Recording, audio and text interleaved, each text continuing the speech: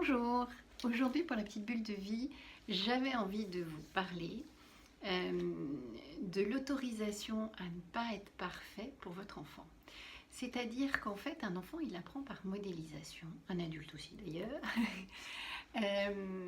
et il apprend aussi par le fait d'essayer de correspondre à ce qu'il imagine que vous attendez de lui.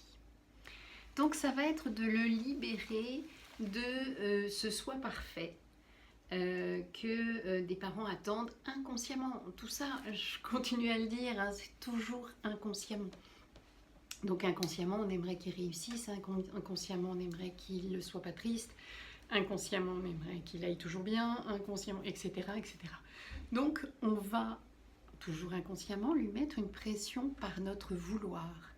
Et peut-être de pouvoir le libérer de ça par la modélisation. C'est-à-dire que si vous osez devant lui lui dire bah là je me suis trompée, c'est pas du tout ça que je voulais faire, je suis désolée, ou alors j'aurais pas dû te parler comme ça, on recommence, je te parle mieux, je te parle différemment, ou simplement ne pas être bien et puis juste lui dire bah écoute aujourd'hui je suis pas bien, je sais pas pourquoi et j'ai le droit de pas savoir pourquoi et j'ai le droit de pas être bien.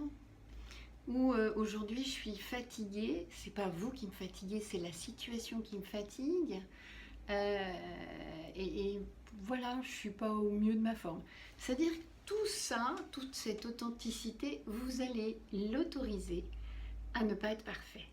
Comme il l'apprend par modélisation, il va voir que vous aussi, ben, vous n'êtes pas parfaite ou parfait.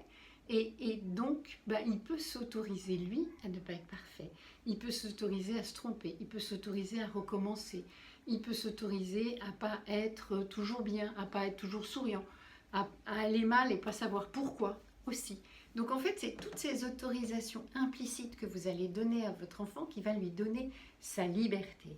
C'est-à-dire qu'il va se détacher de ce qu'il imagine que vous attendez de lui et donc la pression inconsciente qu'il va se mettre et de fait il va toujours être au taquet, toujours être au mieux, toujours essayer de correspondre, toujours essayer de performer. Alors qu'en fait, non, on est tous tombés en apprenant à marcher, et puis pour autant, on a recommencé, et c'était pas grave. On s'est tous trompés, et c'est pas grave. L'idée, c'est de pouvoir recommencer sans pression, avec fluidité. Donc voilà, c'était la petite réflexion du jour par rapport aux enfants. Vous pouvez toujours me retrouver sur YouTube, Instagram et Facebook. Bye bye!